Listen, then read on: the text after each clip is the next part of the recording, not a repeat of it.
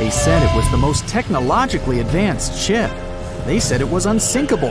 And when it sank, they made a movie about it. These were the main reasons why the Titanic disaster became world famous. But unfortunately, this is not the only large-scale shipwreck. And sadly, there have been cases much worse than the tragedy of the Titanic. One of them occurred on April 27, 1865. The Sultana Steamboat carried passengers and cargo daily between St. Louis and New Orleans. It was a pretty large wooden boat with 3 decks and was 260 feet long and 70 feet wide, almost twice the size of a basketball court. The ship could carry about 350 passengers, but on that unfortunate day, more than 2,000 people were on it. On April 23rd, she was making a routine voyage from New Orleans when it broke down. Something was wrong with the boiler, so the vessel docked in Vicksburg for repairs. At the port, the ship's captain, James Cass Mason, found out about an excellent opportunity to earn a lot of money. All he needed to do was to transfer a large group of former prisoners to the north. The captain agreed to do it, but the problem was that the boiler required a lot of time to repair. Mason was afraid that his competitors would take the job, so he decided to sail despite the malfunction the ship had. He patched up the holes in the boiler instead of a big repair and invited all the ex-prisoners on board. So, there was a broken boiler, an excess number of passengers, a lack of lifeboats, and not the best river conditions. Also, the captain refused to send the ex-prisoners to the hold, so they were all with ordinary passengers. There were strong chances for a shipwreck, but the greedy desire to earn more money was stronger. The Sultana went on a voyage and sailed up the river for 2 days. At this time, one of the biggest Mississippi floods in history began. The river overflowed its shores because of the flood, with the water level rising several feet. All the trees on the shore disappeared, and only the tops were sticking out of the water. The ship sailed opposite this powerful current, making the boiler work too hard. On the evening of April 26th, the Sultana arrived in Memphis, Tennessee, and they loaded even more, 120 tons of sugar and 200 passengers. She got incredibly heavy. Around midnight, the ship continued its dangerous journey. The captain sailed to barges to load a shipment of coal. At 1 a.m., the vessel left the barge. At 2 a.m., the broken boiler, unable to withstand the load, suddenly exploded. The Sultana was just 7 miles north of Memphis. Few people survived that day. The problem was that passengers trying to escape from the fire jumped into a cold river with a strong current. The Sultana disaster is considered the most tragic shipwreck in the history of the United States. The exact number of those who didn't survive is still unknown. According to various sources, this number was from 961 to 1,800 people. Don't be surprised that almost no one knows this story. There were many more survivors in the Titanic tragedy, and everybody heard about it. But the Sultana sank during one high-profile event.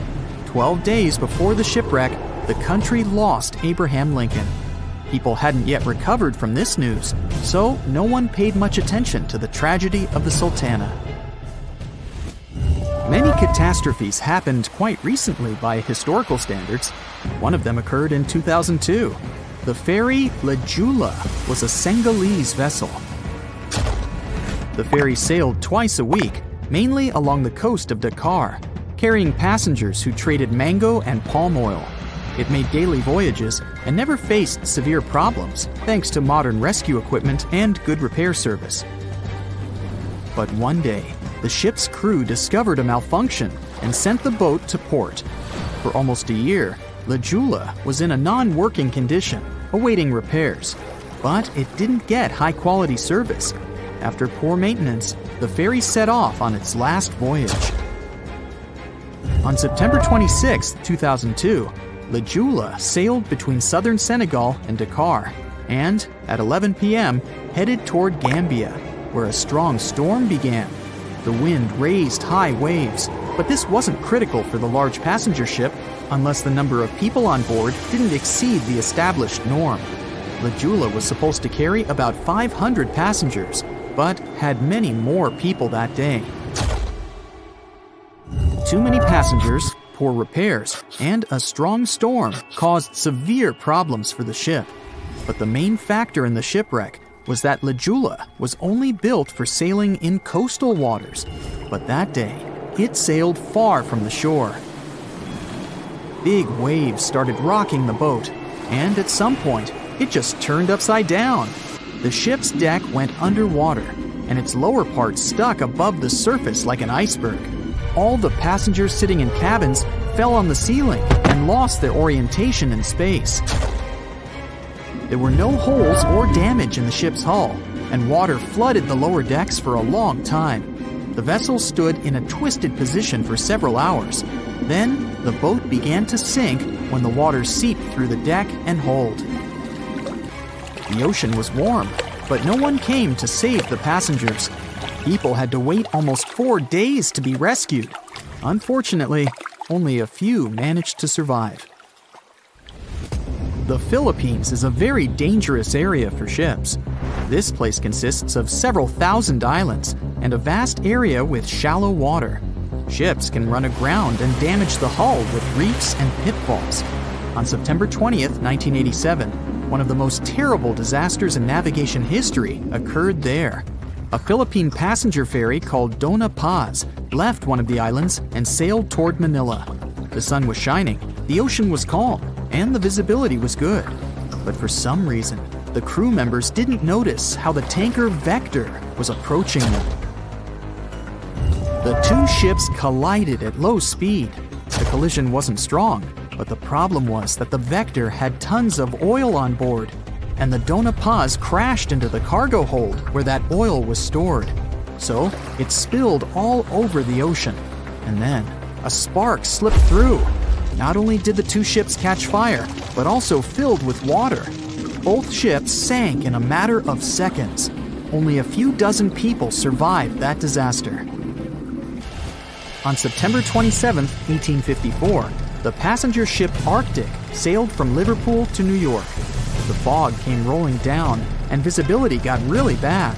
Another boat appeared out of the thick white haze, the French steamer Vesta. The ships were close enough to each other that a collision was inevitable. The French vessel was smaller, so it seemed to the Arctic's captain that Vesta had received a lot of damage. And while he was staring at the other ship, his boat got quickly filled with water. The captain gave the order to sail to the shore as fast as possible, but the ship's engines stopped working because of the flood. Then the ship's crew started to lower lifeboats with women and kids. Still, when rescuers found lifeboats with people, it turned out that only 87 out of 400 people survived, 65 crew members and 22 passengers. Surprisingly, there were only grown men among them. The ship's captain survived by clinging to the wreckage. All newspapers wrote about this story as one of the most terrible and shameful tragedies in navigation history. The survivors were criticized because they didn't save women and kids, and the crew members were accused of violating the law, since the safety of passengers should be higher than the safety of sailors. But despite this, none of them were brought to responsibility. Unfortunately, shipwrecks still occur to this day, but fortunately, there are fewer of them than before, thanks to modern navigation systems and radar. But no technology can guarantee there won't be a super strong storm or any other emergency that no one can foresee. A ship is traveling across the Atlantic Ocean when a storm starts. At first, the situation doesn't seem to be very bad, but soon, people on board the ship realize that the storm is intensifying. Waves are huge, and nothing can save the ship. It's starting to sink. On board, there's only one lifeboat. Sadly, it can only hold one person. The captain is in a terrible situation. He needs to decide which passenger can be given a chance to survive. Besides the captain, there are 8 people on board.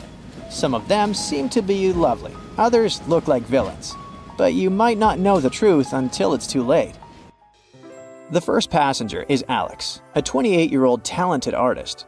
He's just had his first international exhibition and is boasting about that left and right. He claims to dream of inspiring the world with his art, but Did I mention it's his shy twin brother who painted those masterpieces? And Alex just steals his shine? Next is 23-year-old Maria, who's 8 months pregnant. She's quite spoiled, often behaves unreasonably, and treats the staff on board badly. She's traveling home to her husband, but little does he know that the kid is not his, but his best friend's. And she's been cheating on him since forever. Though we can't let this innocent soul perish, can we? Despite his untidy appearance, this 65-year-old scientist, Professor Marcus, is a leading researcher in the field of gene therapy. He's working on a breakthrough that could save millions of lives, but there are skeletons in his closet too. It's been 15 years since anyone saw his wife, Judith. Does Marcus's scientific progress have something to do with the mysterious disappearance of his wife? Dr. Anna is 34 years old. She's a surgeon who's saved hundreds of lives during natural disasters. She succeeded as a doctor, but failed as a parent. Her 3 daughters live with their dad and don't want to hear anything about their mother.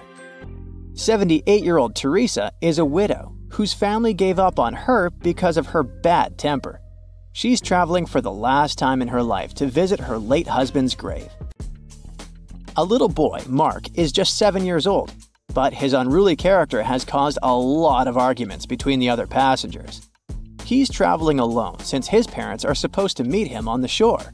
This brat's parents are too busy working, so he gets more and more uncontrollable. Who knows what he'll be capable of doing in 10 years or so?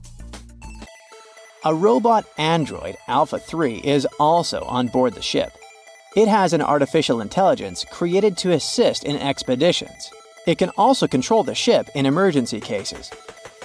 And the last passenger is Emily. This beautiful and charming woman is 30 years old. She lives off of powerful, old, rich men and has enough money to burn. She hasn't worked a single day in her entire life and just travels the world. To make his choice, the captain invites each of the passengers to listen to their stories. He asks each of them just one question. Why would you be the one to survive? Alex says, "You see, my art can inspire and change the world. Looking at my works, they help people see the beauty of life, especially during difficult times. I must continue living. I have so much to show through my paintings." Maria answers, "Can't you see that a new life is growing inside my body? It's me and my unborn kid who must survive. We risk losing a talented doctor or an artist in the future. It's not just my life we're talking about." Professor Marcus says, "My work is not finished yet. It might save thousands of lives. I'm close to a breakthrough and I need to live to make it." Dr. Anna says, "My hands save lives. I have proven many times that I can do the impossible in extreme conditions. The world can't lose my skills and knowledge." The elderly woman begs, "Please, you must understand me. I might have lived a long life, but I want to see my husband's grave." Mark says, "I'm still a kid. My parents are waiting for me at home. I want to hug my mom and dad." Alpha 3 states that it was created to serve and help people. Its ability to analyze situations and make rational decisions in a crisis can be used to prevent future disasters. Emily admits, "Look at me. Doesn't every person have their unique value? I'm young and beautiful, and I have a lot of potential. Surely you see it." The captain is desperate. How can he, a mere mortal, decide who should live and who he should take this chance away from?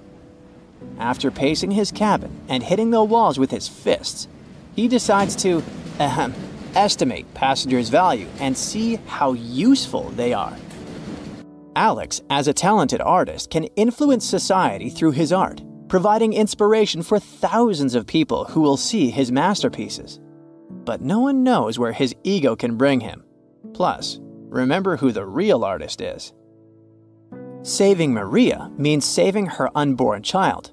But however cynical it may sound, the contribution of these 2 lives to the future of society is assumed, but not guaranteed. What if that child grows up to become a criminal? Professor Marcus can indeed provide significant benefits to society through his scientific research, but he isn't young. What if he doesn't live long enough to finish his work? Dr. Anna is a surgeon. She's already saved a lot of lives and will definitely continue to do so in the future. Her ability to provide immediate medical assistance in critical situations makes her one of the most valuable candidates for survival, since she can directly and regularly save lives. At the same time, she is a terrible mother, and it'll definitely influence the lives of her daughters. Teresa is living history and experience, but unfortunately, her ability to continue contributing to society is limited. In simple words, she's old, and we don't know how much time she has left. Mark is in a similar situation. He has the potential for a long and productive life, but his immediate contribution to society is limited. His survival is based on the potential for future contribution, which is difficult to estimate at the moment. Alpha 3 can provide valuable technical assistance and functional support, but as a robot, it does not add to human well-being directly.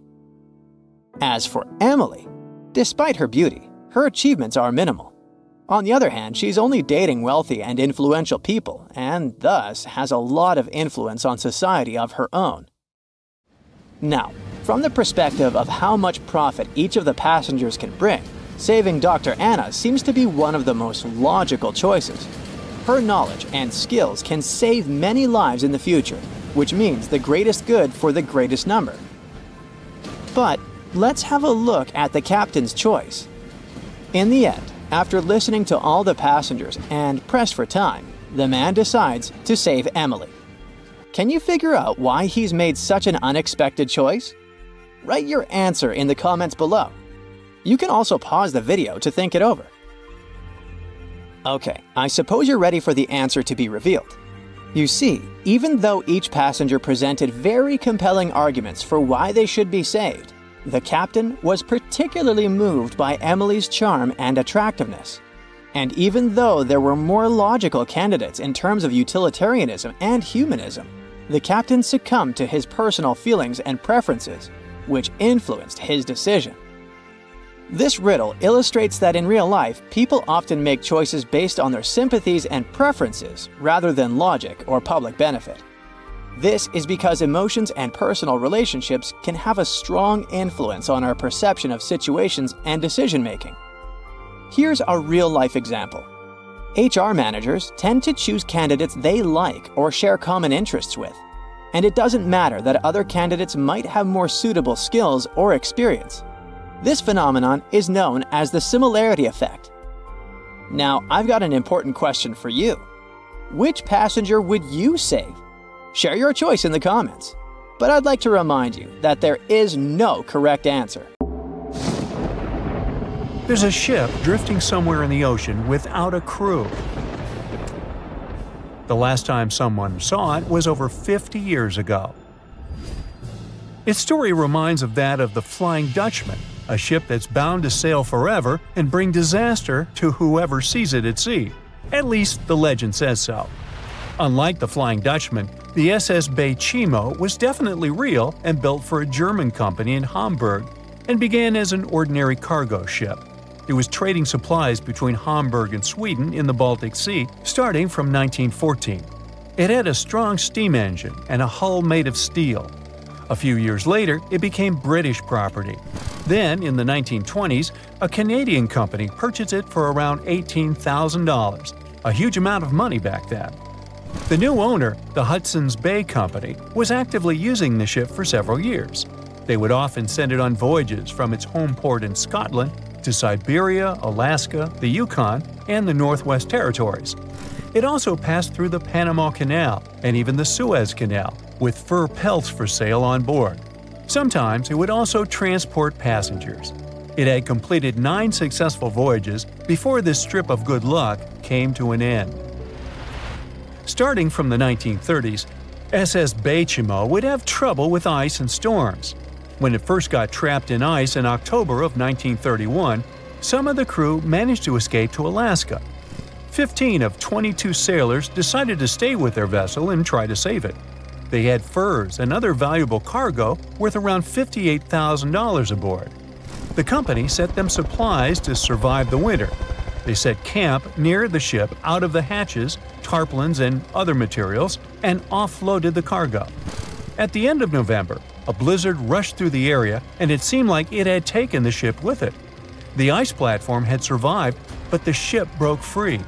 Some of the crew members were sure it had sunk. But soon after, they heard from one of the locals who had spotted their ship around 45 miles away from their camp. The crew moved on with their lives, and the ship started its journey as a runaway vessel. People would spot SS Bay Chimo once a year or so, all the way until 1965. It was mostly spotted off the coast of Alaska. A man going to Nome with his sled dog, along with prospectors, explorers, and treasure hunters, all claimed to have seen SS Bay Chimo. Someone tried to board it and take it to port, but ended up stranded on it for days because of horrible weather. Others got luckier and managed to take a whaleboat, some furniture, and other valuables from the vessel. Those who got close to the ship saw that it was damaged and missing the propeller. Still, it stayed afloat without a crew for at least 38 years and became the longest sailing ghost ship in history. In 2006, the Alaskan authorities started a project to solve the mystery of this ghost ship of the Arctic and finally find SS Bay Chimo, either still above or below the water. So far, the project has not been a success. SS Bay Chimo remains one of the estimated 4,000 ships that have disappeared off Alaskan shores. If the legend of the 17th century isn't lying, this ghost ship could be sailing somewhere along the Flying Dutchman. It belonged to the Dutch East India Company. Its captain managed to do the impossible for that time and sailed from Holland to Indonesia in only 3 months. They said he was flying over the sea, and some evil tongues explained that he had made a deal with evil forces to achieve that. Once the ship was sailing back home, its captain and crew disappeared without a trace. There are many versions of what happened to it. One of the first ones said it had tried to enter port at the Cape of Good Hope, got in a terrible storm, and sank as there was no captain to save it. Another legend says the captain had refused to obey the skies to let the ship sink during the storm. A scary life form then struck the boat and the crew, and it was condemned to forever wander without rest. Many sailors claim to have spotted the wandering Dutchman. The Duke of York, who was to become King of England, mentioned having seen it in Australian waters. Right after spotting the ship, the man who saw it first fell from the top of the mast and didn't survive. There were more encounters with this legendary ship up to the middle of the 20th century. Ships would nearly collide with it as the Flying Dutchman jumped out of the blue. Scientists have a more logical explanation for this mystery: Fata Morgana, not to be confused with Hakuna Matata. Now, when you're out at sea on a hot day and the air is all wavy, it feels like when you look at the road on a scorching summer day. That's because of something called atmospheric refraction. When light passes through different layers of air with different temperatures and densities, it bends and twists. Sometimes, under certain conditions, this bending of light can create really bizarre optical illusions over the ocean, like sightings of the Flying Dutchman. The Fata Morgana phenomenon can make distant objects appear distorted, stretched, or even lifted above the horizon. So you can see a ship far away, but because of the way the light is bending, it will look like it's floating above the water or even disappearing and reappearing. A Fata Morgana is most commonly seen in polar regions, especially over large sheets of ice that have a uniform low temperature. But you can see it anywhere, even in deserts and over lakes on hot days. The first stories about ghost ships go all the way back to ancient Greek and Roman mythology. One of the most famous ghost ships in history is the Mary Celeste. This brigantine was traveling from New York City to Genoa and was fully stocked with provisions, but missing a crew when it was discovered in the Atlantic Ocean in 1872. The crew's personal belongings were also there, completely undisturbed. The final entry in their log was made 10 days earlier. We still don't know what happened to its crew, and the ship has inspired many spooky stories and legends. The Lady Lovibond was another legendary schooner that is believed to have been wrecked off the coast of Kent in the middle of the 18th century. The story tells that the ship's captain, Simon Reed, had just got married and took his bride on board for a celebratory cruise, despite the superstition that it could bring bad luck. They were on their way to Portugal when the first mate, who is also in love with the captain's new wife, went mad because of jealousy, attacked another crew member, and then took over the wheel and steered the ship straight into the dreaded Goodwin Sands. No one aboard survived, and the schooner is said to reappear as a ghost vessel every 50 years. In present times, many vessels become abandoned and turned into ghost ships intentionally. There are thousands of them floating in U.S. rivers, lakes, channels, and coastal waters. Some people lose their boats in storms and other extreme weather. Others have to abandon their boats because maintaining them can cost 10% of the boat's price. Plus, docking a vessel can add up to several $1,000s every year. Most boats have been made of fiberglass, so an owner can't just recycle them as scrap metal. So, once they want to get rid of it, they often tie it to a dock and sneak away, or leave it floating far away from the shore, or just try to sink it. When ghost ships sink in shallow waters, they can cause damage to coral reefs, mangroves, marshlands, oyster habitats, and wetlands.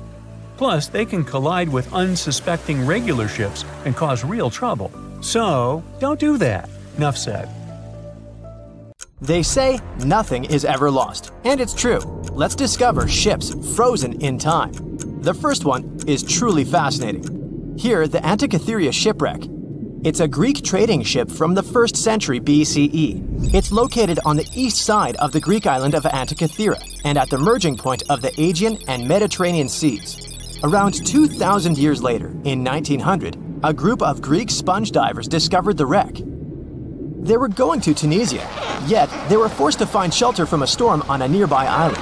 Since they couldn't go anywhere due to the storm, they decided to look for sponges until the weather got calmer. One of the divers discovered the shipwreck at depths of around 130 feet. Imagine someone going for a sponge hunt, but getting out to the surface with archaeological treasures. The captain of the sponge boat talked to the Greek officials about what they had found. The officials sent 2 ships to the wreckage. The salvage operation was successful, and discoveries are now in Greece's National Archaeological Museum in Athens. The findings included 3 life-sized marble horses, jewelry, coins, and hundreds of works of art, including a 7-foot-tall Colossus statue of Hercules. Among these treasures, Antiatheria Ephebe, a bronze statue of a young man, caught more attention. Because the ephebe doesn't comply with any familiar iconographic model, and there are no known copies of his type, he held a spherical object in his hand. Scholars have different theories of who that person could be, but they are not in a consensus yet. More than 70 years later, Jacques-Yves Cousteau and his team went to the area and recovered hundreds more artifacts and the remains of 4 people.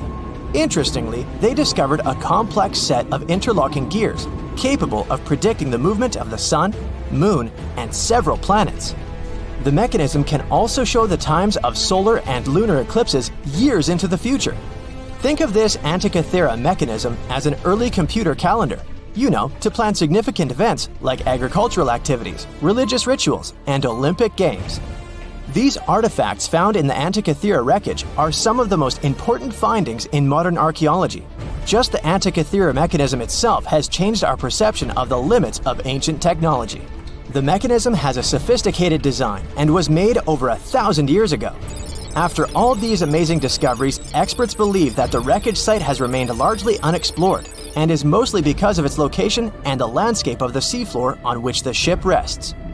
The wreck is too deep for scuba divers but too shallow to use something like a submersible. A survey made on the seafloor in 2012 showed evidence of a second wreck about 800 feet to the south. It's clear that this area has a lot to offer humanity. What would happen if those sponge hunters didn't go to the area? Scientists found a shipwreck in Antarctica at the bottom of the Weddell Sea 107 years after it sank. The name of the ship was Endurance, and it was the lost vessel of Antarctic explorer Sir Ernest Shackleton. Scientists who laid eyes on it decades later say it is among the greatest undiscovered shipwrecks ever.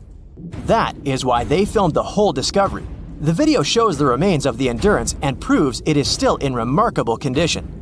It has been sitting in 10,000 feet of water for over a century, yet it looks like it sank very recently. So the story goes like this. The ship was crushed by ice and sank in 1915. Shackleton and his crewmates had to escape by themselves in small lifeboats. From then on, it was all about survival. Shackleton imagined to get his crew to safety, then the ship sank. Yes, this is a pretty impressive story, but why did scientists prize this ship? Firstly, Shackleton's Imperial Trans-Antarctic expedition sailed to make the first land crossing of Antarctica. Yes, the crew was trapped in ice, but the intention was important. Secondly, it's about the challenge itself of finding the shipwreck. The Weddell Sea is almost always covered in thick sea ice. You know, the same ice that made the Endurance sink. Getting near the presumed sinking location is super hard, let alone being able to conduct research. Experts of the modern expedition team foresaw the time when the lowest extent of Antarctic sea ice would come using satellite images. They realized that the weather was in their favor to start an expedition. Dr. John Shears said that they have successfully completed the world's most difficult shipwreck search, fighting against constantly shifting sea ice, blizzards, and temperatures decreasing to -0.4 degrees Fahrenheit. Yeesh, I can't imagine the worst conditions in Antarctica if these conditions are in their favor. Lastly, look at this. It's timbers. They're very much intact. Plus, you can read the ship's name. It's still visible.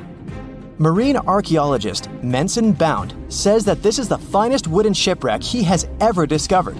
He has 50 years of career experience, so I believe the guy. So how come the wood is not rotten? Dr. Michelle Taylor, a deep-sea polar biologist, said that there has been little wood deterioration because the wood-munching animals are not in this forest-free region of Antarctica. Workers of a coal mine in East Serbia discovered 3 shipwrecks that had been there for at least 1,300 years. The largest shipwreck is an ancient Roman fleet. It's around 50 feet long with a flat bottom. It's estimated that the ship could carry a crew of 30 to 35 people. Looking at its hull, you can see the marks of repairs. Wow, this one had a lengthy career. You know, it gives us insight into more than 1,000 years ago. The 2 smaller vessels, on the other hand, match descriptions of boats used by Slavic groups to attack the Roman frontier. These 2 have been discovered under mud and clay in an ancient riverbed. Apparently, in those times, there was a Roman base in a place called Viminacium City. Interestingly, Viminacium was a provincial capital with an estimated 40,000 inhabitants in the 4th century CE. For comparison, it was even larger than Pompeii. The Kostelach coal mine is a center of hidden gems. Archaeologists had found evidence of ancient human and animal activity here before. For instance, in 2012, experts found bones of at least 5 woolly mammoths, which went extinct about 10,000 years ago. Canadian archaeologists found a ship 150 years after it went missing in the Canadian Arctic waters. This merchant ship is called HMS Investigator. It was purchased in 1848 to search for the explorer Sir John Franklin's ship that got lost in the Northwest Passage expedition. So, HMS Investigator left Britain in 1850 for this rescue operation. The expedition crew, captained by Robert McClure, sailed the Investigator into the water. He realized that he was in the final leg of the Northwest Passage, the sea route across North America. But before he could sail into the Beaufort Sea, the 122-ton ship itself got stuck in the thick ice. The crew spent the winter over the Prince of Wales Strait. The following summer, McClure tried again to sail to the end of the passage, but the ice blocked his way once more. Here, too, the crew was forced to leave the ship. He steered the crew into the Bay of Mercy. There, they were to remain until 1853 when the crew of the HMS Resolute rescued them. Imagine a crew of 60 people who had to spend 3 winters in the Arctic without even knowing if they would survive. Later on, the ship was found sitting upright in about 36 feet of water. It was in very good condition. Arctic water has prevented the outer deck of the vessel from deteriorating quickly. The outline of the ship and its timber can be clearly seen. Plus, archaeologists have uncovered artifacts on land left by the sailors. They had unloaded everything before abandoning the Investigator. 3 sailor graves and 1 British naval shipwreck had also been discovered in the area. I wonder what else they could find there. The sea, this unrelenting water beast, has been defying all attempts to tame it for centuries. Many ships driven by the wind have gone through the harshest parts of the world. Some have survived the struggle with the sea, and many have come off second best. It's the year 1834. A ship called the Pilgrim is setting a course to sail from California to Boston. The journey will venture around South America and then past Cape Horn of Chile. Richard signs up as a merchant seaman aboard the Pilgrim. This is his first voyage at sea.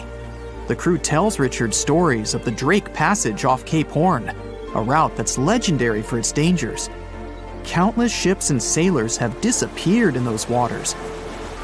Since Cape Horn's discovery in 1526, it's quickly become known to all those that have sailed around it as the ultimate test of any mariner's skill and of any ship's strength. Those that have survived the journey call Cape Horn a sailor's nightmare. Jack the helmsman, a salty veteran, steers the ship towards this most dangerous of all routes. Jack has been aboard the Pilgrim since it was first commissioned in 1825. He's passed by the Horn many times, each time learning a different lesson from the tests provided by the sea. The Pilgrim has been refitted since its past voyage a year ago. Richard values Jack's experience, given that it's his first journey at sea. Jack assures Richard of his confidence in the Pilgrim, even though it's just a small wooden brig with 2 masts. Jack's aware that wooden vessels are gradually becoming outdated, replaced by new steam-powered ships. But Jack prefers the maneuverability of the Pilgrim and would take it over the steel ships any day. Richard is excited to be aboard. There's so much to explore in life as a merchant seaman, but the guy struggles to acquire his sea legs on the boat. Forceful winds make the Pilgrim move faster, providing Richard with a quick introduction to life at sea. At the same time, nothing can prepare him for what is to be experienced at Cape Horn. It's the southernmost point of land before Antarctica. The gap between the icy continent and Cape Horn holds the infamous Drake Passage. Approximately 700 miles between Cape Horn and the Antarctic Peninsula. Strong winds provide an uninterrupted, steadfast journey toward the Horn. But, as Jack tells Richard, the winds are more concentrated at the Drake Passage. They create a funneling effect, becoming stronger and more unpredictable. Richard is unsure of what this might mean for the Pilgrim, but understands that there's no easier route to travel around South America. A few days pass. The Pilgrim sails by the many islands that make up the western coast of Chile. Although the sea has been relatively calm, Richard continues to deal with his lack of sea legs. His movements are still not very graceful. The constant, ever-swaying deck rises and falls, and Richard finds it hard to get used to the motion. Random large waves hit the Pilgrim from every angle. The ship is quickly approaching Cape Horn. Richard looks towards great thunderous black clouds in the distance. "Welcome to the Horn," Jack says, half laughing. A wry smile upon his face soon disappears. The man gets serious, knowing what awaits them all. Stronger winds start blowing the sails as the crew scrambles to hang onto the ropes. Richard desperately sets to adjust the aft sails, adjusting for the constant change in strong southerly winds. Jack holds firm at the helm, knowing the importance of his role.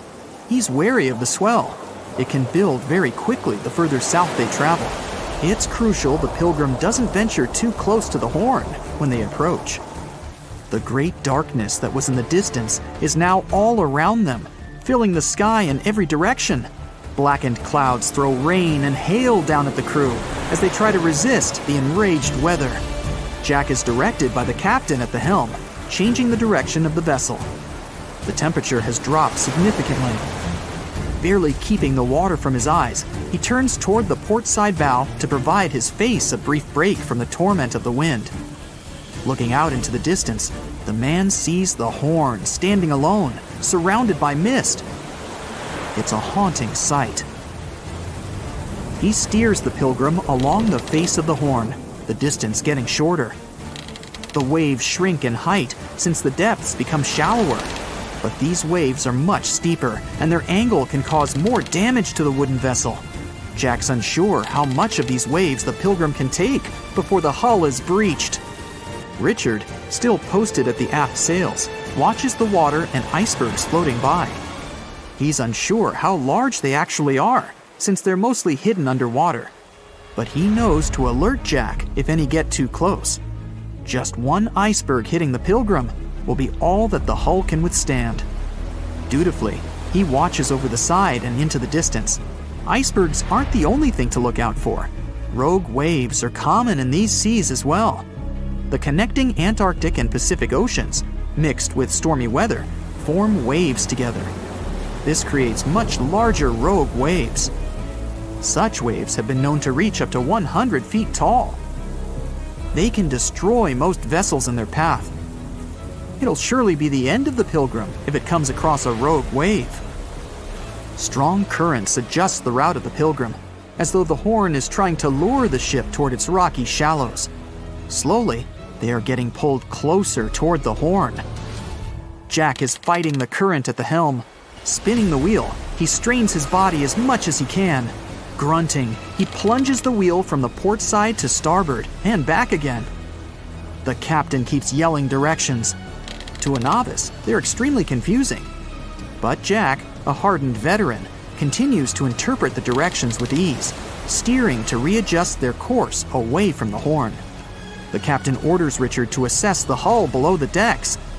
With the level of pounding the Drake Passage has provided so far, it's surely harmed the ship in some way. Richard runs to the deck as another sailor yells something at him, but the noise of the sea makes it difficult to hear. A wave hits the side, flowing onto the deck. Richard manages to hang on to the mast before he's almost swept overboard. The entire front deck seems to be underwater. Hanging on as the water rolls off the sides of the ship and waiting for it to clear, Richard watches the Horn slowly go past. Still, it beckons toward the Pilgrim, as though asking for its dues from the crew. The currents are still pulling the ship, while the storm is raging on, with no end of the struggle in sight.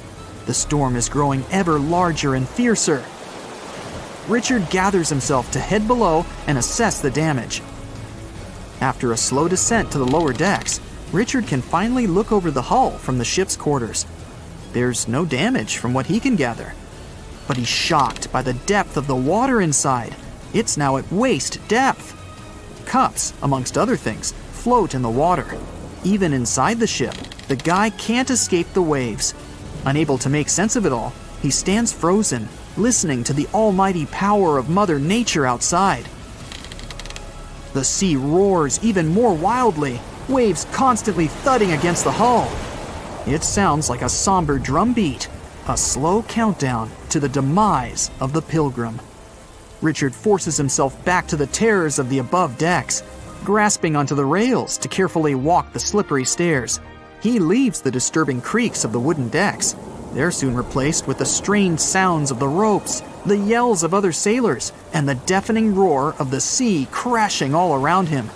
Jack is at the helm, focused on his role, still fighting the wind and the waves, even with the addition of ice and frost. It seems that the world around him has set its heart to distract the man from his duty, but Jack pushes on determinedly. For 9 days, the Pilgrim fights the constant changes in stormy weather, facing all kinds of obstacles, but the ship manages to make it through. As they leave the storm behind, the crew sets their course north for their final destination. The sight of the sun peeking through the dark clouds is the most relieving thing Richard has ever experienced. Unfortunately, Richard lost his rations at some stage during the storm. At sea, if your rations are lost, it's your own bad luck. Luckily, Jack is kind enough to share some of his. The year was 1854, and the SS Arctic, the fastest passenger liner of its time, set out to cross the Atlantic. As it sailed through the misty veil, it slowly disappeared into the unknown. The Collins Line, an American shipping company, was started in 1818 and only began seriously trading in the transatlantic by 1835. Its steamships crossed the Atlantic from Liverpool to New York within just 10 days. Doesn't sound like a great speed today, I know, but back then, the same thing took other ships several weeks. Light on the water with their wooden hulls, powering through with a strong steam engine, those steamships were the favorite choice for many high-profile people. What could go wrong with such an advanced ship, they thought. This reminds me of some other ship everyone believed to be unsinkable. But anyway, back to the Collins Line. It grew to be a serious contender on transatlantic routes, with only one other competitor, the Cunard's Line. It was a British company also aiming to be the main force through the Arctic Passage. In 1835, the company received a new ship that traveled to Liverpool and came back to New York with the largest cargo ever at that time. From then, the Collins Line was steadily growing. It seemed like there would only be future successes for it. Unfortunately, their lavish ships became costly to run with the amount of coal used. Massive power along with weak wooden hulls meant they needed many repairs after each voyage. So, every trip ended up being expensive. But since the ships were safe and had a great reputation, people were willing to pay the price, and the company was definitely not in crisis. They had achieved something no one had managed to do before them. Like I told you, their ships crossed the Atlantic in a whopping 10 days, and Edward Collins, the owner, was very determined to maintain the pace. Their 5 ships easily outran the Cunard's Line of only 3. With this great praise, it provided more attention. Though the Cunard's ships were slower with their iron hulls, they believed there was still profit, regardless of how slowly they sailed. Among Collins' ships, the Arctic, the third of them to be launched, was the largest, reaching 284 feet long, with 2 side-lever steam engines, each with 1,000 horsepower. The paddle wheels made 16 revolutions a minute when at full speed. At the time of its launch, the press called it the most stupendous vessel ever constructed in the United States. But glamour and fame couldn't avoid what would come next. On the 27th of September, the Arctic was on its journey from Liverpool to New York, continuing a speed pace through the thick fog. It's possible that by that moment, after 4 years of record-breaking trips, the crew became overconfident with their sailing and the ship. Going only 50 miles from Newfoundland, they carelessly continued through the fog with no radio contact, sonar, or any other form of identifying objects, equipped only with Morse code. A smaller ship, the SS Vesta, which operated as a fishing vessel, often worked around Newfoundland. It was passing through the same path as the Arctic and crashed into its side. Shocked by the collision, the captain of the Arctic offered help to the much smaller Vesta, but it was soon clear that the damage that seemed minor on the Arctic was far worse. Beneath the waterline, a hole was letting water into the hull. The cost of the much faster wooden hull now seemed less valuable. They steered toward land, trying to plug the holes, but they weren't doing so well, and the seawater continued to pour in, filling up higher and pushing the ship down. And finally, once the engine room was full, it put out the boilers, taking away the massive power the Arctic was once legendary for. They moved slowly until coming to a complete stop. The ship continued to sink, and the order was to abandon it. At the time, maritime law allowed for the Arctic to carry only 6 lifeboats, only capable of saving 180 people. The crew and some of the passengers managed to push their way aboard and took most of the seats on those boats. Things were pretty wild, and everyone forgot about their manners, not letting the ladies and the youngest ones board first. It took 4 hours for the Arctic to sink. 150 crew and 250 passengers were on board. Those that weren't able to find a lifeboat made a desperate attempt to build their own rafts from parts of the ship. 2 days later, only 3 boats made it safely to the shore. The other 3 were never found. Believe it or not, the rescue party also saved some people that had been clinging to the wreckage for 2 days. Unlike the crew, the captain went down with the Arctic, but amazingly survived. he would be only one of 85 people that made it out of the 400 on board. When the news arrived 2 weeks later, the public responded with great sadness to the losses. Great anger soon followed towards the poor safety measures in the crew. The press published demands to change the laws for more lifeboats. It only made sense to have enough for every person on board a ship. But they ignored those requests. This neglect would lead to more disasters in the future. Enough lifeboats would only come into maritime law some 60 years later, after the disaster of the Titanic.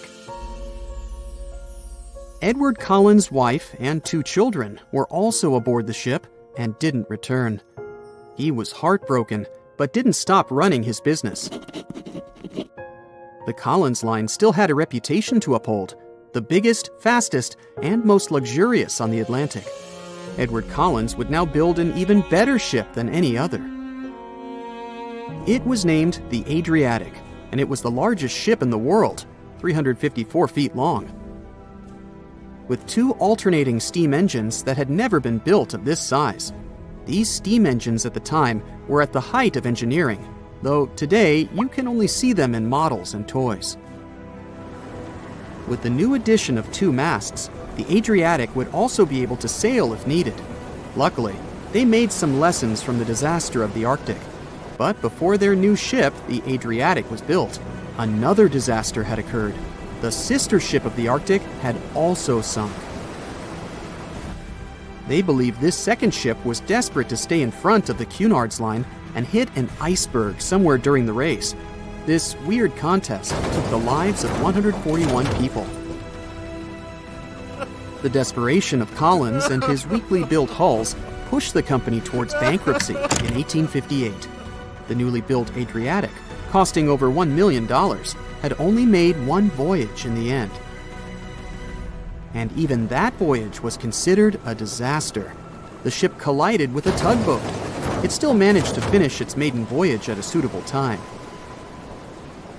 After the company had gone bankrupt, they had to sell the ship for only $50,000. They removed the great giant engines, replacing them with only sails. Although it was once the greatest ship on the high seas, it was only 30 years later until it was abandoned, labeled irreparable, and anchored in a river. The other remaining ships were also sold and only used for parts. Edward Collins left the industry altogether, seeking work on dry land instead. As the Collins line was no longer in the mix, the Cunards would grow in strength. Without competition, they would win the Blue Ribbon for the next 30 years, and 180 years later, after producing hundreds of ships. They still have a constant presence on the seas as they provide transatlantic crossings, world voyages, and leisure cruises. To this day, the Cunard line is the only one to run ships between Europe and America, and it's great proof that it's not always the fastest that's the best.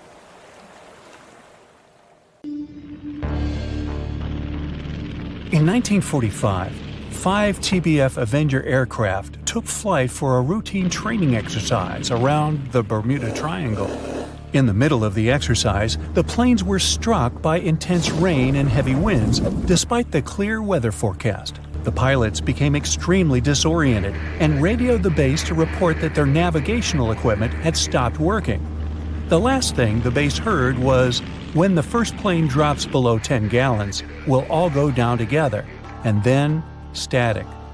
The 5 planes and their 14 crew members were never seen or heard from again.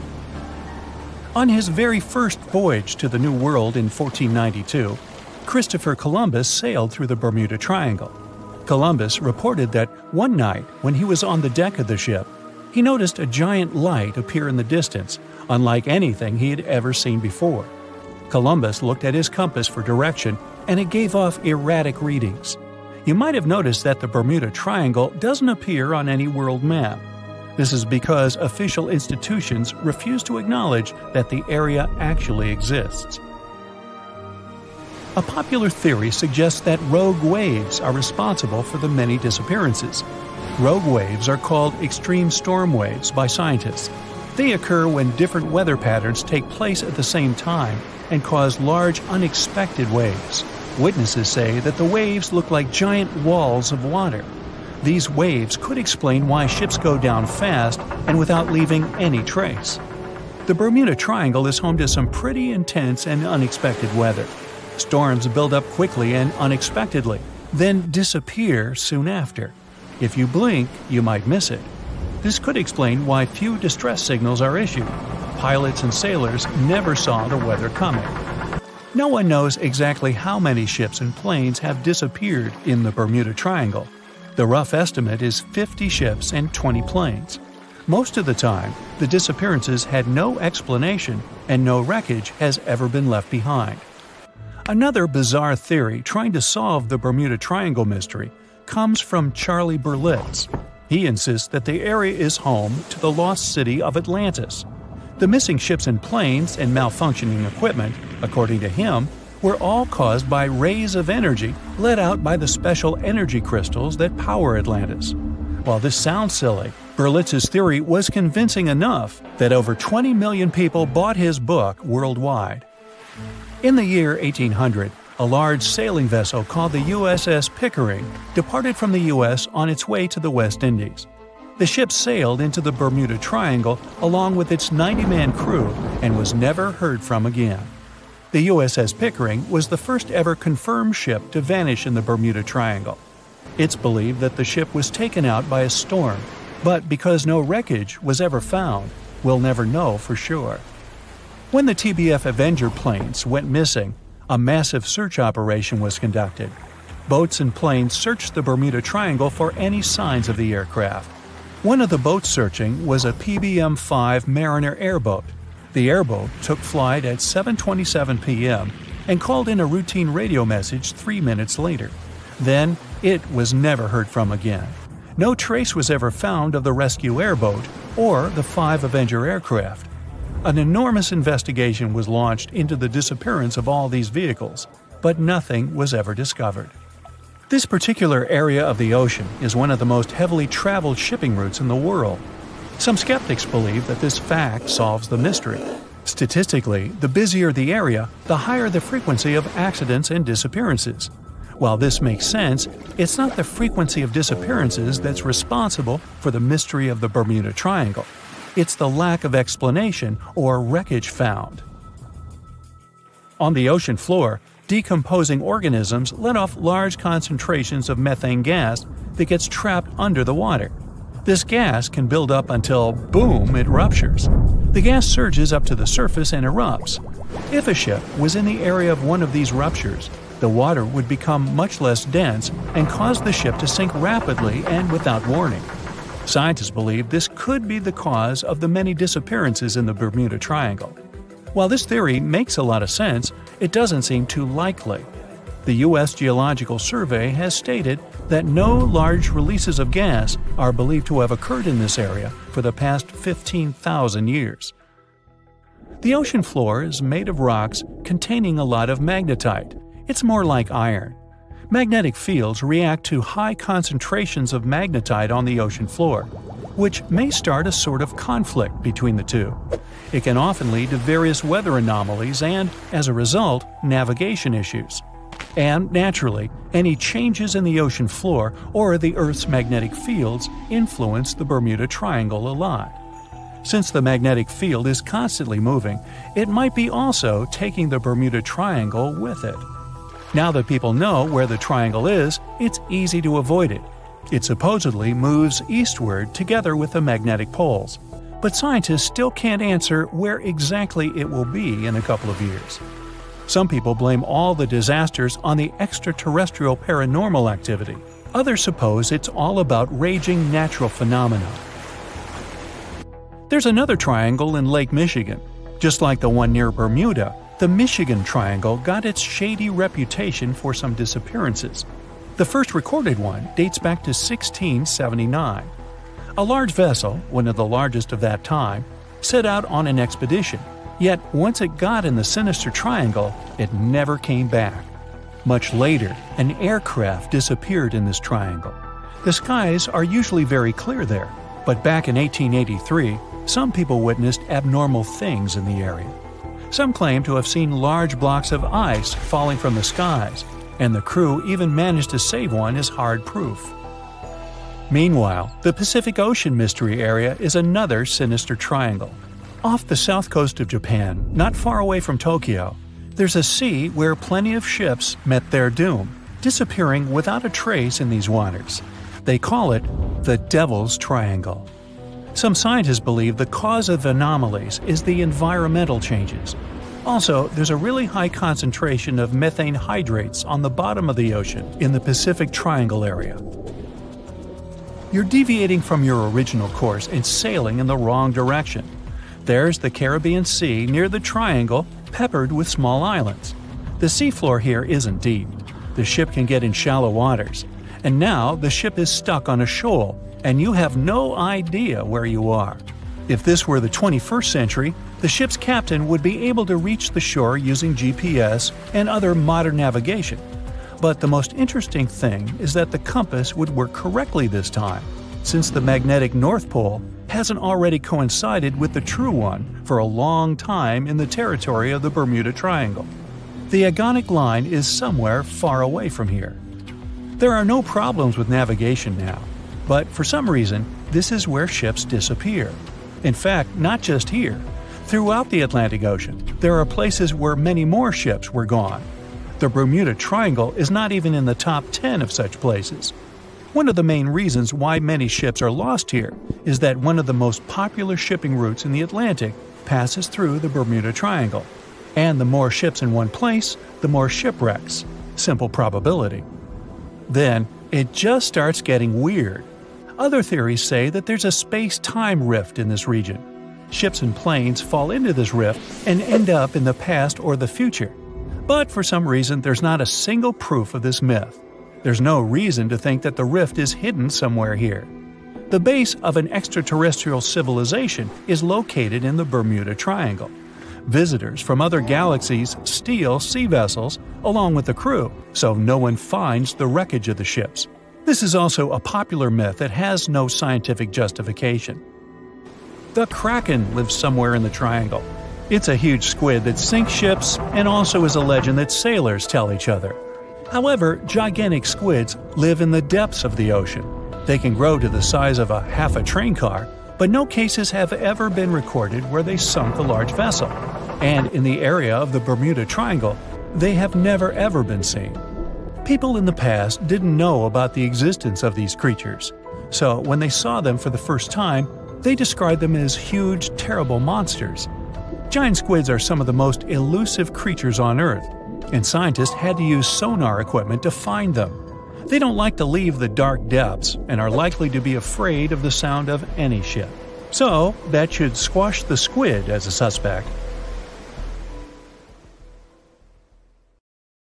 More than 25 million people boarded cruise ships globally back in 2017. It may not seem like a lot, but that's more than the total population of Belgium. It's a great vacation alternative with an added bonus. You can sample various different destinations for future time off in one single trip.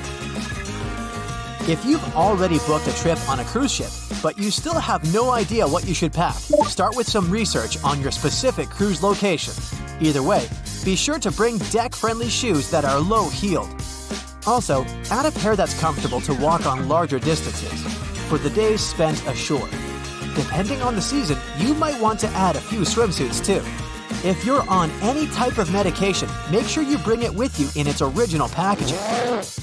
If you're a light packer, don't worry.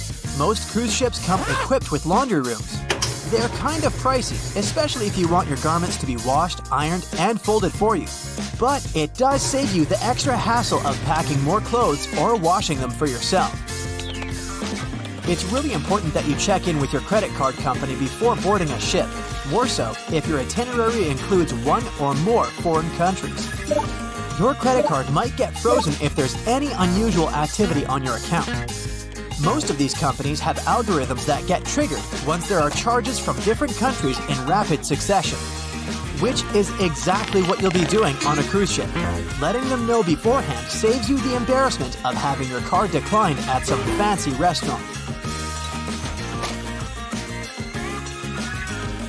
To make sure you get the best room, before booking it, check out the ship's deck plan. It should be available on their website. If it's peace and tranquility you're looking for, don't go for the rooms directly above or below any of the ship's entertainment points. Also, if you have a history of getting seasick, try to skip the rooms that are available at the front of the ship. Rather, go for those located in the middle of the ship on a lower deck. You'll feel less movement. If it's your first time going on a cruise, you might be surprised to know that some cabin rooms don't have windows. Before making a reservation, make sure to check out all the amenities of the room you intend to book. Most cruise liners add a bunch of pictures from the common rooms on their reservation pages, and it might be a bit confusing as to what you're getting exactly for that specific price point. Also, some rooms on board are quite small too. If you don't like to sleep in small spaces, you might want to upgrade to a larger room, even if it's a bit pricier. You can always split the cost with a friend if they want to join you on the cruise. With the help of modern technology, even if a specific location doesn't have windows, it doesn't mean you can't watch the waves. How, you might ask? Fancier cruise ships feature a secret, added bonus. In the areas with no access to sunlight, specialists have built virtual balconies. These high-tech screens work by showing you what's going on outside in real time. They have an added benefit too. In case of bad weather, guests can still have a feel of the outdoors, without the wind or rain ruining their hair or their outfit. It may not be the real deal, but it still beats getting claustrophobic on board. Planning on going on a budget cruise? It might not be such a bad idea, especially if you're on the lookout for last-minute upgrades. You might even end up vacationing like a millionaire without having to spend money like one.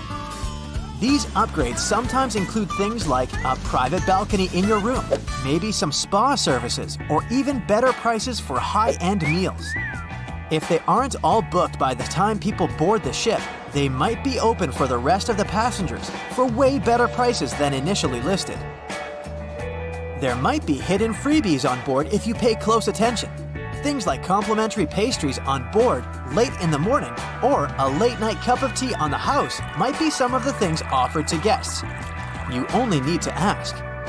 You might want to check out what other tourists are doing. Some people with more experience cruising can offer pretty great tips and tricks. Don't be afraid to start a conversation if you see someone getting something for free.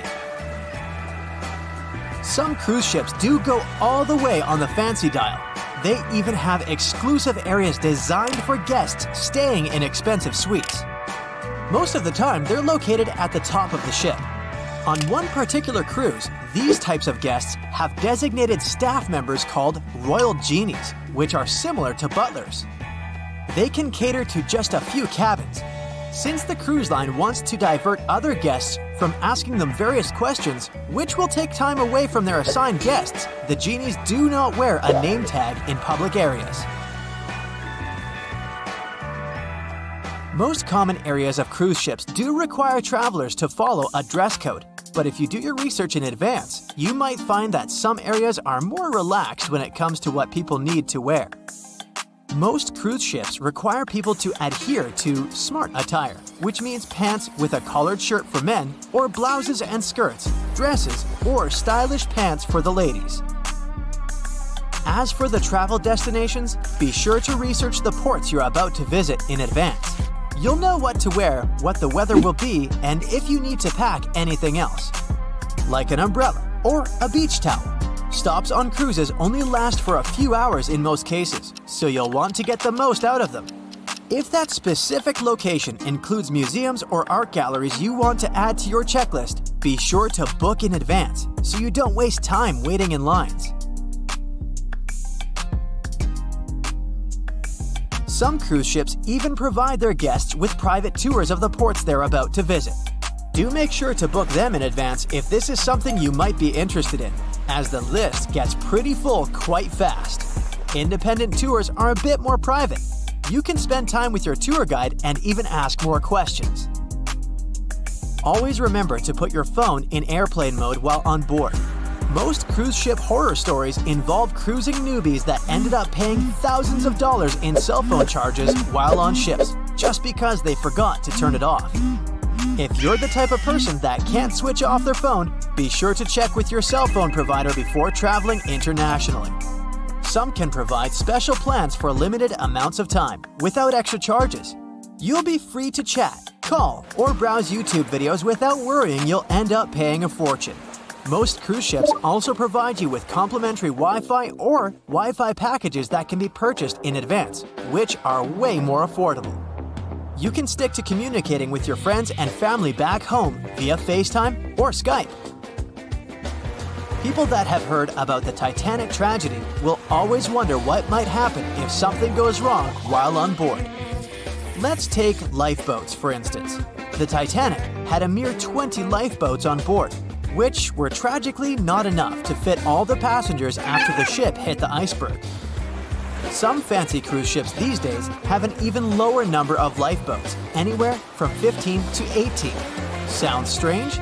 Well, not really, given the fact that each lifeboat can accommodate up to 370 people. Even the largest ships, which have an estimated capacity of 8,000 people if fully booked, including tourists and staff, are safe in case of an emergency.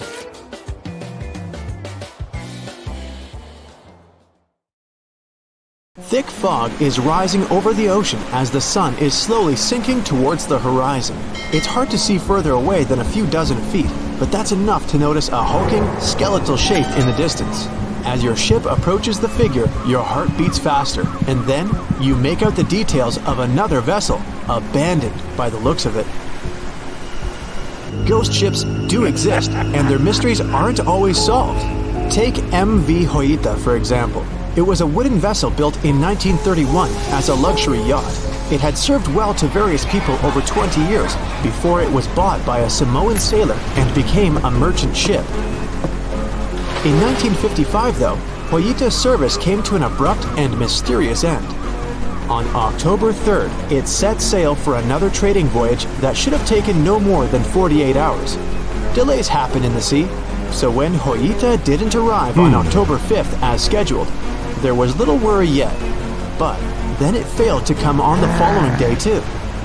There was no distress signal or any other sign of Hoita's presence anywhere between its departure and arrival points. A search and rescue party was dispatched to find the ship, and for 6 days, they were scouting the area of nearly 100,000 square miles. On October 12th, the mission returned to the base empty-handed. Hoita vanished without a trace. It was only a month later that another merchant ship, Tuvalu, noticed the missing vessel far away from its route, drifting in the open sea and listing heavily. The sailors boarded the ship and found that all of its crew and passengers, 25 people total, were missing, along with all the cargo the vessel had been carrying. The radio was tuned to the International Distress Channel, meaning that the crew had been trying to ask for help, but they couldn't reach anyone because the radio cable had been damaged, limiting the range to 2 miles. The lifeboats were missing as well, indicating that people on board must have left the ship. Unfortunately, they seem to have taken the logbook with them, leaving the rescue team clueless as to what had happened.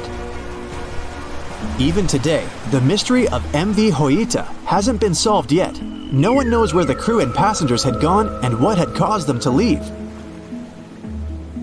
SV Carol A. Deering wasn't a ghost ship in the usual sense of the word. There are no sightings of it in the open sea. Instead, it was found on the shore, but the circumstances of it running aground are a puzzle shrouded in mystery. Carol A. Deering was built in 1919 in Maine, and it was a large vessel made for commercial voyages. Unfortunately, despite its large cost of construction, it had only served for a year before its last trip. July 19th, 1920. The ship was traveling from Puerto Rico to Rio de Janeiro via Newport News to deliver a cargo of coal.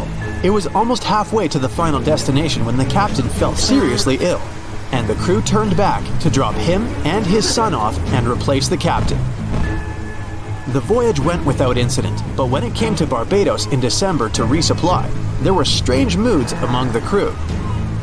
The first mate didn't seem to be happy with the new captain. No one paid much attention to it back then, when they probably should have. The last sighting of Carol A. Deering at sea was on January 28, 1921, when a lightship noticed it off the coast of North Carolina. There was some commotion on the quarterdeck of the ship, where the crew were normally not allowed. Then, another vessel sighted it, but there was already no one on the decks. On January 31st, the merchant ship was found hard aground in the Diamond Shoals, a site notorious for numerous shipwrecks that had been occupying there for centuries. When the search and rescue party boarded the ship, they found it abandoned, the log and personal belongings of the crew gone, along with the 2 lifeboats. There is still no answer to what happened on board of Carol A. Deering that January, although the most popular version was mutiny. Maybe we'll never find out the truth though. SS Bay Chimo is perhaps one of the most notable ghost ships in history. This large cargo steamer was built in 1914 in Sweden and plodded its way dutifully over 16 years, trading provisions for pelts with native tribes of Alaska and Canada. But then, on October 1st, 1931, Bay Chimo got caught in pack ice. At first, it seemed the crew would be able to wait it out and continue on their route because the ship broke free in a couple of days. But in less than a week, it became caught again, this time for good. In another week, a rescue party was sent to fetch 22 of the Bay Chimo's crew, while another 15 remained behind to wait through the winter if necessary and get the ship back. But a month later, after a powerful blizzard struck their camp, the sailors went out of their shelters only to find the ship gone. Luckily, a few days later, a native hunter told them Bay Chimo hadn't been lost yet. He'd seen it about 45 miles from where they had been stationed. They managed to track it down, but decided the ship wouldn't survive the winter. So they took the most valuable cargo from its hold and abandoned it. They were wrong though. SS Bay Chimo did survive that winter, and many more that followed. When the ice broke, it sailed away on its own, drifting listlessly along the shores of Canada and Alaska. There were numerous sightings of the ghost ship, sometimes adrift in the open sea, and at other times stuck in the pack ice again. People attempted to board and salvage it, but weather conditions or lack of equipment always prevented them. SS Bay Chimo was last sighted by native Alaskans in 1969, 38 years after its abandonment. What became of it later remains unknown. The story of SS Orang Medan is one of the most puzzling and harrowing ghost ship stories of the 20th century.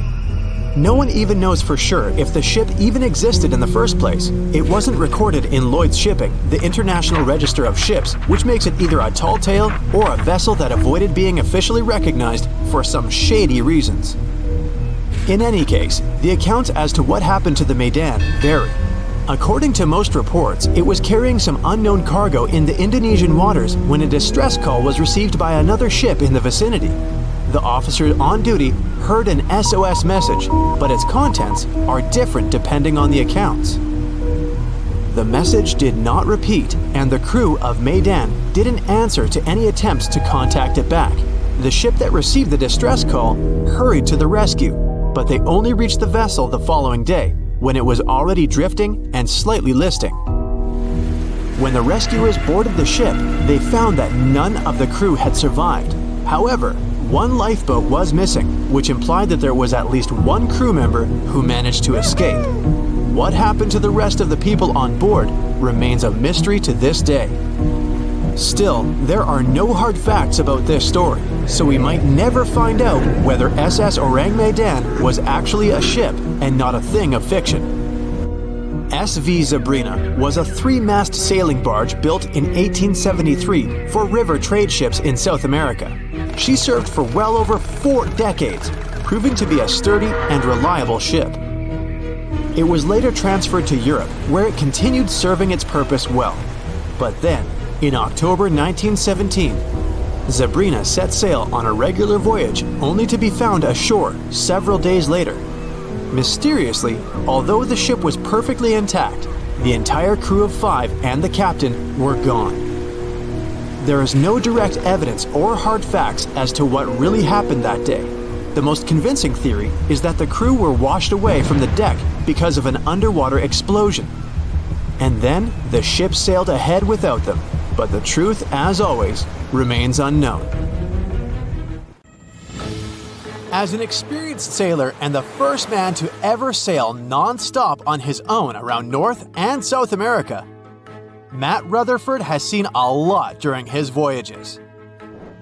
But what he saw in 2013 while sailing through the waters of the Atlantic with his colleague surely stands out.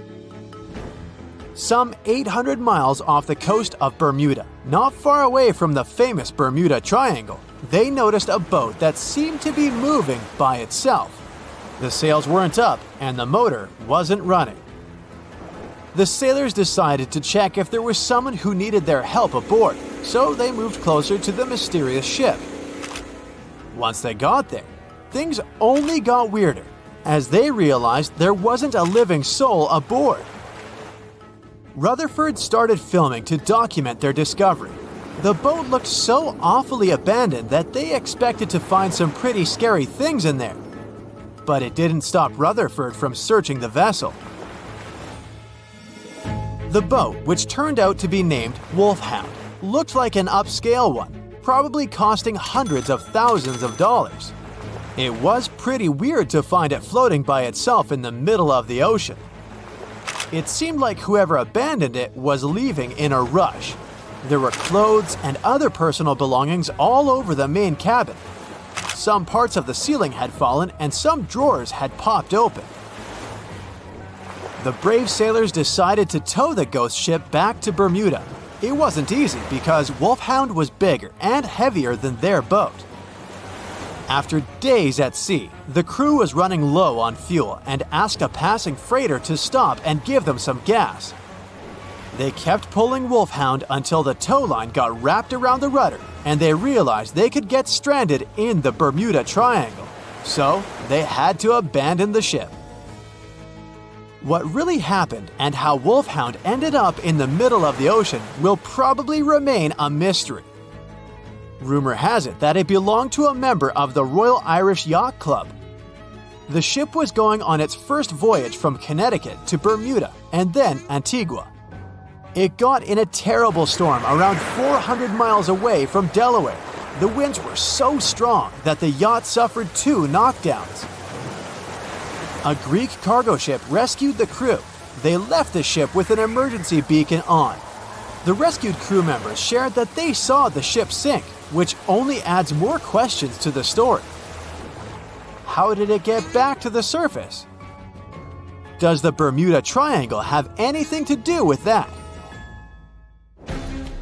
Christopher Columbus himself reported some unusual compass activity going on in this mysterious area while he was on his way to the New World. Despite the stories of more than 50 ships and 20 planes disappearing in the area, it remains one of the most heavily traveled shipping routes in the world. Some skeptics believe that this fact solves the Bermuda Triangle mystery. It could make sense because the busier the area, the more accidents happen there. But then again, it's not the number of disappearances that makes the place so mysterious. It's the lack of explanation and wreckage lost for good. The first ever confirmed ship to vanish in the Bermuda Triangle was the USS Pickering. In 1800, it departed from the US on its way to the West Indies. The ship sailed into the Bermuda Triangle along with its 90-man crew. No one ever heard anything from them ever since. The popular explanation is that the ship was taken out by a storm. But because no one found any wreckage, we'll never know for sure. The largest ship that has ever disappeared in this mysterious area was the USS Cyclops. In March 1918, carrying a crew of 306 people, the USS Cyclops left Barbados and headed home to Baltimore. The ship passed through the Bermuda Triangle on its journey and vanished into thin air, or rather, water. The Cyclops never sent any distress signal and disappeared without any explanation or trace. The Bermuda Triangle isn't the only place in the world where ships go missing or mysteriously resurface.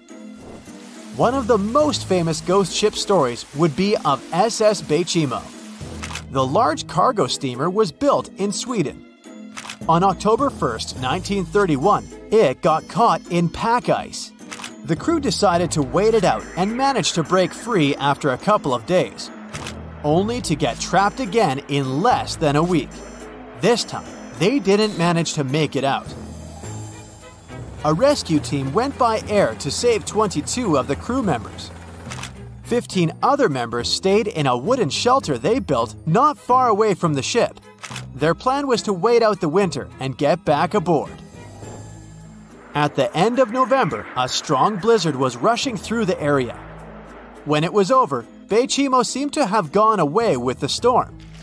The captain decided it must have broken and sunk, but a few days later, a local hunter informed them that he had seen the ship around 45 miles away from their camp. The crew managed to find the ship and took the most valuable cargo from its hold. They had fears that Bay Chimo wouldn't live through that rough water, but it did manage to survive after all. Once the ice was gone, it floated away and ended up drifting along the shores of Canada and Alaska. Many people reported seeing the ghost ship in an open sea. Some even tried to board it to save the ship, but the weather didn't allow it to happen. The last time someone saw SS Bay Chimo was in 1969, 38 years after its crew had left it. It could still be drifting somewhere in the ocean. The story of MV Hoita happened in the South Pacific. The ship was originally a wooden luxury yacht. After serving for 20 years to various owners, it became a merchant ship. In 1959, it set on a trading voyage that was supposed to last around 2 days. When it didn't reach its destination on time, no one was worried at first, as things happen in the open waters. After another day, and no distress signals from the Hoita, it was obvious that something serious was going on with it. There were 25 people aboard, and their families wanted to find them. A search and rescue crew worked for 6 days looking for the ship, or at least its wreckage, in an area of nearly 100,000 square miles. That's 1.5 times as big as Florida. Sadly, the mission had come back with no results. It seemed like Hoita had disappeared without a trace. A month later, another merchant ship noticed Hoita drifting in the ocean, miles and miles away from its original route, and none of the crew members or passengers were on board. The cargo had also disappeared. The lifeboats were also gone, so the people must have escaped the ship hoping to save themselves.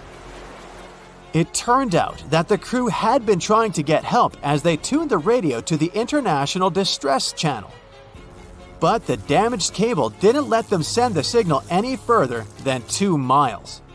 It also looked like when they were leaving the ship, the crew took the logbook with them, and we still don't know what exactly happened to Hoita.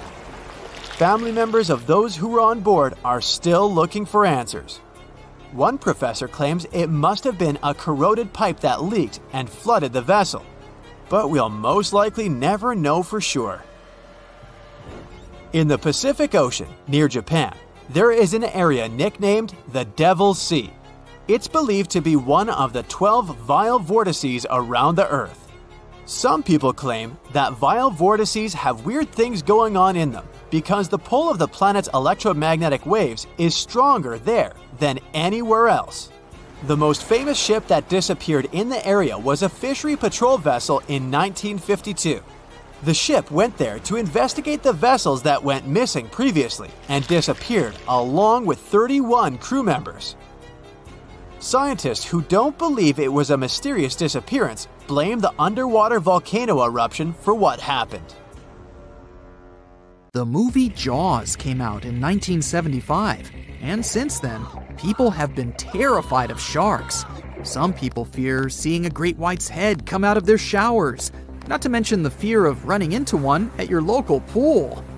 Of course, none of this is actually possible, but some other scary shark stuff is. Like, yes, sharks can attack boats. They probably won't sink one. It depends on the size of the shark and the size of the boat.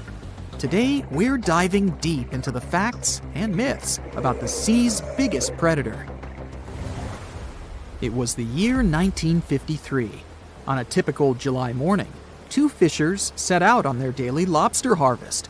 They took their white-hulled dory out to sea off the coast of Cape Breton Island in Nova Scotia, Canada. Since it was the lobster season, the sea was dotted with several dories spread out across the water. But that day, something strange happened. As soon as they put the dory at sea, they noticed a large dorsal fin chasing after their boat. They were surprised to see that the shark would follow their boat's every move. For an entire week, they took out their white dory from the harbor, and the shark followed them around. Until one morning, as the men were alone at sea, the shark charged at full speed at the boat and smashed a 7-inch hole in its bottom. The boat turned over, and both men fell into the water. The shark didn't come after the men, though. Instead, it swam away and disappeared for good. To clarify, a dory is a small, fragile boat usually measuring 16 to 23 feet long. So how long did that shark need to be in order to sink it? Well, as soon as the boat was retrieved from the ocean, researchers found something interesting. One of the shark's teeth was found stuck in the hull. According to Harvard experts that analyzed the tooth, it most certainly belonged to a 12-foot white shark that weighed around 1,200 pounds. One thing intrigued scientists a whole lot. The great white didn't seem to be interested in the men aboard, but rather in the boat itself. The question is, why? Some people suppose that this great white followed the dory around because it was white, and the animal probably thought it was some big white mammal. It's not the first boat a shark has attacked. You see, sharks don't attempt to sink boats because they're mean and evil. Rather, it's due to murky waters and hard materials that make them mistake inanimate objects for their usual lunch menu. But that's not what we've learned from popular culture. In Jaws, the protagonist shark managed to poke several holes in the orca as it rammed the boat. The orca was a Nova Scotia-style fishing boat made out of wood planks. It wasn't a huge boat, so it seemed plausible that a great white could ram it. But, according to Mythbusters, that's very far from the truth. A great white swimming at its maximum speed wouldn't be able to take down a medium-sized fishing vessel. The same goes for bigger boats. Some bull sharks or great whites can turn over smaller vessels, though, like kayaks or small boats. If this happens, it's most likely because they think it's a sea mammal and nudge it before taking the first bite. No scientist can say for sure why they do this, only that it's usually a misunderstanding on behalf of the animal. The Shark Research Committee, a nonprofit scientific research organization, has documented a lot of shark attacks on inanimate objects and is trying to answer that question more thoroughly. So far, they've observed several attacks on objects such as crab trap buoys and inflatable float bags. The website has also registered 2 famous attacks on boats. The first one happened in 1959, and a shark left a tooth on the hull of a boat. Researchers later identified it as belonging to a 12-foot great white. The report of the other attack, which happened in 1989, claims that a boat was circled by a great white before the animal swam at the vessel at full speed and hit the boat several times. Of course, those who suffer the most from shark attacks and encounters aren't boats, it's surfers. As far as we know, surfers look like giant wobbly seals from the shark's perspective. According to the Shark Research Committee, there have been 41 confirmed shark attacks on surfers on the west coast of North America over the course of the last century. So, should we be so afraid of sharks after all? Let's learn more about these magnificent sea creatures. Off the top of your head, how many shark species can you name? 4, 8, 10? Well, there are over 500 species of sharks swimming in the ocean. They vary from tiny specimens, about the size of a human hand, to up to 39-foot-long creatures. The largest species of shark are actually not great whites, but whale sharks. And even those are small compared to the great megalodon. This ancient creature that lived around 20 million years ago reached an unimaginable length of 60 feet. By comparison, that's the same as 2 to 3 buses placed one after another. I wouldn't swim in megalodon-infested waters even if you dared me, that's for sure. We know that sharks are very good hunters, but why is that so? Their bodies seem to have been strategically built for speed. Instead of having a bone skeleton, like us humans, sharks have a cartilage skeleton, which makes them much lighter and also super fast swimmers. Each species of shark hunts depending on its nutritional needs. So, shark species that grow to an average of 3 feet have a diet based on fish. The ones that grow bigger start feeding off of bigger sea animals, such as sea lions and seals. Throughout their lives, some species of shark can shed over 30,000 teeth. Unlike humans, who are born with a set number of teeth in their jaws, sharks have an apparently limitless supply. In their defense, they do lose teeth pretty easily, as they can easily get stuck in their prey, for example. They also have multiple rows of teeth. The jaws of a great white can contain up to 7 rows of teeth, and can grow to be more than 6 inches long. And since we're speaking of great whites, the most feared shark species roaming the oceans, this is ray. Ray is an adult white shark. He can swim up to 50 miles a day, so he needs a lot of fat in order to keep his body functioning. Funny thing about Ray, when he opens his jaws to hunt, his eyes roll back together with his head, so his sight is hindered when he's taking a bite. Now, he does like it when the water is murky and underwater visibility is low. That's because it makes it harder for his prey to spot him coming. These conditions can make it easier for him to grab that yummy seal. But this can also make it easy for him to mistake a random boat for lunch and end up scaring some humans. Some Hollywood movies love to portray sharks as having superpowers. Although they're not innately cruel, one species of shark does have something that can be considered bizarre. Hammerhead sharks, one of the most dangerous species of sharks, have a sort of sixth sense. Inside their heads, they have electroreceptor organs called ampullae of Lorenzini. These organs allow sharks to detect the electromagnetic fields of all living things in the ocean. This ups their hunting abilities to another level. They can even find prey hidden in the sand because they sense its electromagnetic field. You should know one thing. If a shark lives in a balanced ecosystem, it won't feel the need to attack unknown things. These animals are curious, though, so maybe we should cut them some slack when they bite a piece off a random boat. Strange things occur in the cold waters of Antarctica. One of these things happened to a ship called Jenny. It was a small schooner whose history began in 1822. The boat and its crew set sail and disappeared a year later. For 18 years, the ship was considered sunk.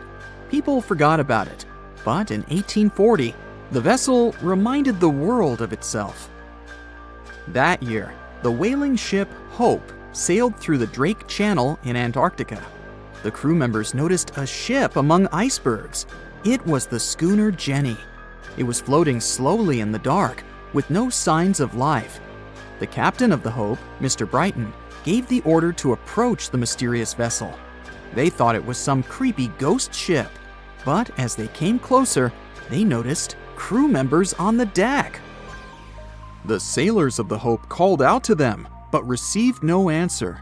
This time, it became clear that something terrible had happened to the Jenny. When Brighton boarded, he realized that the Jenny crew members weren't missing. They were here. Frozen people stood like statues. Brighton went down to the lower deck and found the captain. He was sitting frozen at the table, holding a pen. Brighton looked at the logbook. The last record was made on May 4th, 1823. The captain wrote that he was the only living member of the crew. They spent 71 days without food. It seemed that the ship got lost in the sea because its captain went off course or sailed into an iceberg, but no one knew for sure. After that, nobody ever saw the Jenny again. According to rumors, the crew of the Hope abandoned the frozen ship and left it to drift in the cold waters. According to other rumors, this whole story is fiction. The story of the Jenny was described in a German magazine in the middle of the 19th century. Still, there was no further evidence of the ship's existence. Already in our time, Cambridge University decided to explore the case of the Jenny. The researchers discovered that one of the crew members of the Hope, who didn't disclose his name, told someone the legend of the frozen ship. Someone shared the story with another guy, and it was published in a German magazine called Globus. And that's all. There was no other evidence. One of the most famous ghost ships was the Mary Celeste, and there's no doubt about its existence. The history of this vessel was documented in court. People wrote about it in newspapers, but the most exciting thing is that the ship continued to be used even after 10 people disappeared from its deck. The history of the Mary Celeste began in Canada in 1861. When it was first built, the ship was called the Amazon. It changed captains several times, and it also hit some rocks. The boat was sold, bought, then sold again, repaired, and sailed under the name Mary Celeste. In 1872, it had a new captain, Benjamin Briggs.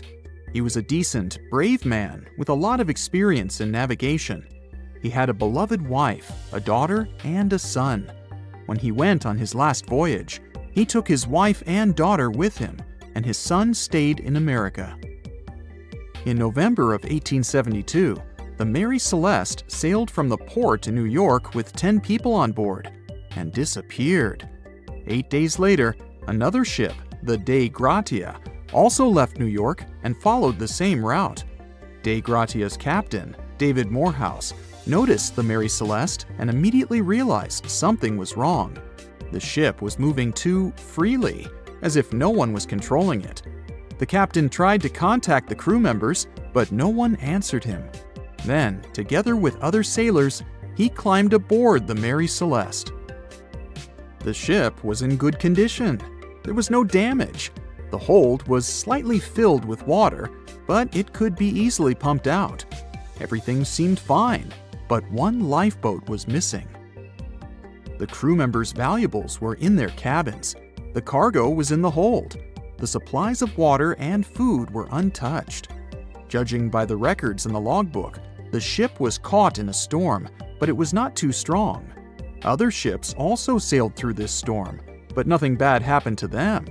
The last record was dated November 25th, and it claimed that everything was fine. The sails of the Mary Celeste were slightly damaged, but perhaps it happened after the crew had disappeared. The whole ship was in excellent condition, but what made the people leave it? Part of the crew of the Dei Gratia stayed on board the Mary Celeste to bring it to dry land. Everything went well. They delivered the ship to the closest port.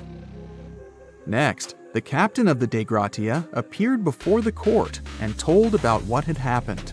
However, the prosecutor and the judge didn't want to believe in the story of the Mary Celeste. They were sure the captain got rid of the ship's crew to get money for its cargo. According to the maritime laws of that time, if you found a ghost ship with valuable cargo, then a substantial part of this cargo belonged to you. So, many people thought that David Morehouse decided to earn some money. This version seemed to be more valid than the one about the mysterious disappearance of 10 people. Fortunately, no one accused the captain of committing a crime. They thanked him for his service and gave him a monetary reward. However, his reputation was damaged, which greatly affected his career, as many believed he attacked the crew of the Mary Celeste. But even after this terrible case, trial, and investigation, the story was not over. The Mary Celeste was still an expensive and efficient vessel. It sailed several times, but then one captain crashed it into the reefs to get insurance. The court revealed this deception and accused the captain of intentional property damage. The story of the Mary Celeste became famous all over the world. People began to build their theories, realistic and not. Someone believed the ship had sailed through the Bermuda Triangle, but this version was quickly refuted, as the route of the Mary Celeste passed thousands of miles away from the Bermuda region. Did the Kraken or another giant monster attack the ship? Nope. Since the boat was found in almost perfect condition, there were no signs of a struggle. One of the most popular versions was that the crew of the Mary Celeste stole some valuable cargo and sailed to Spain on the rescue boat. However, those who knew Captain Benjamin Briggs said he was a good, honest man. Besides, he had a son in New York, and Briggs would never leave him. A more thorough investigation revealed that a series of accidental circumstances could have caused the disappearance of the ship's crew. Before its last voyage, the vessel delivered coal. Perhaps the pump intended for pumping water got clogged with coal after that, and when the ship got into a storm, the hold filled with water and the pump broke. The captain couldn't understand the amount of water because numerous barrels in the cargo hold blocked the view. Benjamin Briggs assumed it was dangerous to stay on the ship during a storm, so he evacuated with the passengers on a lifeboat. Perhaps they were close to land and decided to sail there, but the storm intensified and overturned the boat. Also, one record in the log journal said that the chronometer was faulty. It was a device that helped to determine your location at sea using longitude. Briggs got lost and didn't know which way to sail. The storm was strong, and he couldn't determine whether the ship would sink. Perhaps Briggs decided to leave the ship in a rescue boat when he saw the coast of the Azores. The uniqueness of this ghost ship case is that, unlike many others, you can investigate it yourself. There's a lot of information about the Mary Celeste on the internet. There are documentaries and research articles. Perhaps you'll be able to notice something that others haven't seen and solve the mystery of the disappearance of 10 people.